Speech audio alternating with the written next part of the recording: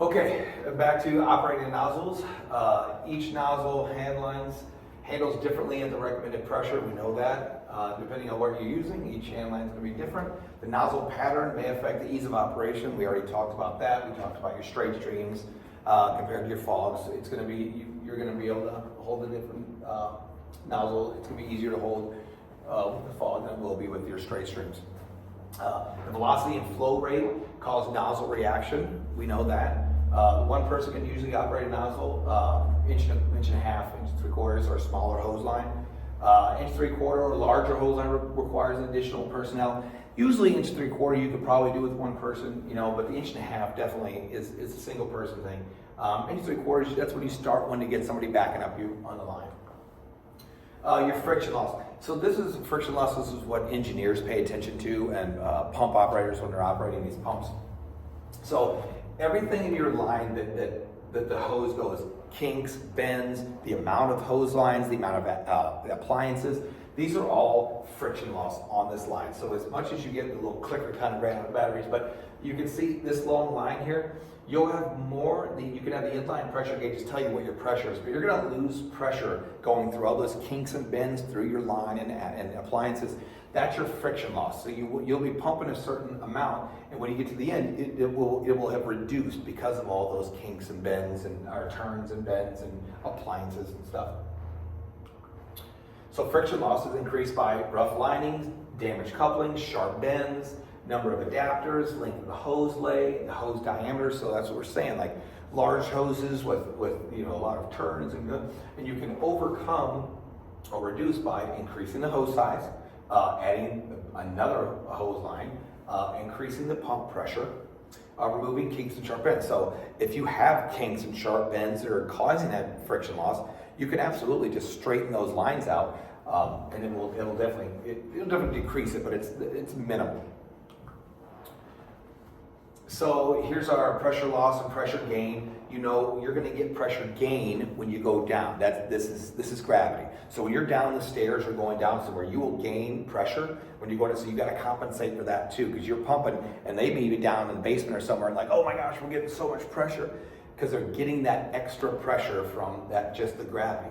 Now, conversely, when you're going upstairs, you have to add pressure onto that, because to push it up a hill, upstairs, up line, you have to compensate for that, because you're fighting gravity, you're going uphill, right?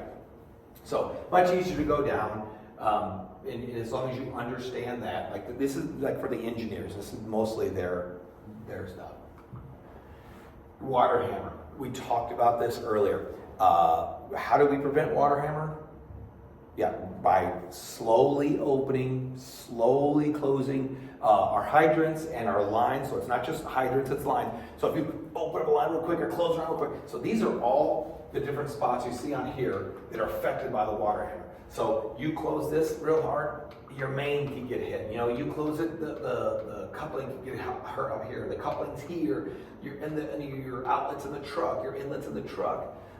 Everywhere, so wherever water is coming out, you could damage it with that water hammer. That's a lot of force coming through that hose with the water. That's why we want to close things very, very slow and open them very, very slow. Okay, here's a review question. How can firefighters operating hose lines combat nozzle reaction? Help each other, right? Lean forward, get your hose straps. You help each other, right? What causes friction loss? Bends, kinks, the length of the hose diameter, all that stuff affects it, right? Now we just went over this line. What should a firefighter do to avoid water hammer? Slow, slow, slow, slow. Yes, we want to open and close things very, very slowly. That's what we're going to do all the time, right?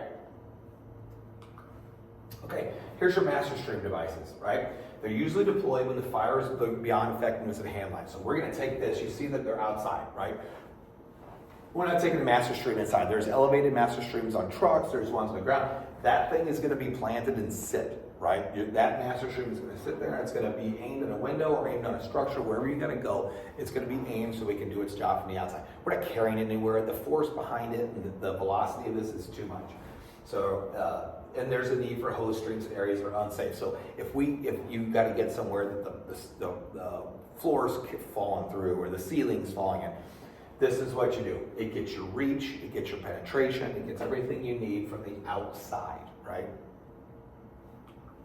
So you can see this, you can see the master stream placement. You want to be able to get all those spots where the fire is so you can get water in, but you don't want to place, you want to place that outside of the collapse zone, right? Our collapse zone is 1.5 times the building. So you want to make sure you're in a good spot that if that structure collapses, it's not going to hurt you or your crew or anyone that's manning that master stream right there, right? So here is a good spot, maybe a little bit further back, but if it falls, you can still get those areas. The most effective, you want to be where you are the most effective, that you're going to have the least amount of chance to get injured. Okay, the master stream devices they flow a minimum of 350 gallons per minute, right? 1,400 liters a minute. Nothing less than a 2.5 inch supply line. They're small, quick attack devices, may be temporarily supplied by one 2.5 inch line, right? A third 2.5 inch line is required when greater quantities of water are required. Okay? Some devices are equipped for one 4 inch or larger supply line. Okay? And you can see this. So you can see that's the master streams, the elevated master streams on top of the ladder trucks, which we use for those structures we need to get in and above. And those structures might have, it might be too dangerous for anybody to go in. So you raise it up, get that master strains, and like I said, they're flowing a minimum of 350 gallons a minute. So they're putting some water down there. So you really don't want anybody in there anyway if you're knocking it down with these things, because it's a tremendous amount of water you're putting in that structure. The large amounts of water accumulating, like I said, the large amounts of water, that 350 gallons a minute of water accumulating is going to be, it's more than you can imagine. And if you're just imagine flowing it for 5, 10, 20 minutes, I mean, you're putting some water. So water equals what? Weight structures and, collapse and stuff like that. So we want to be really careful and cognizant of the fact that if we're flowing master streams, that's when we're, pretty much pulling everybody. Deployment usually requires a minimum of 2 firefighters. You saw the size of the one that were on the ground. So some of them have the ones you can hammer. You can kind of hammer the pigs into the ground wherever you are. And we've done it in parking lots. You can do it in the grass. But once you set it, that is in place. Like that is what we're doing. That master stream device is seated there. That's where it's going to be. At least one firefighter position at the device unless it is a hazardous position. Okay? Right? So you're deploying it with a couple, and you got to sit someone there. Someone's going to sit there with at least, you got to maintain it. You can't just walk away from it. Because say that thing does come unattached, they're flowing it.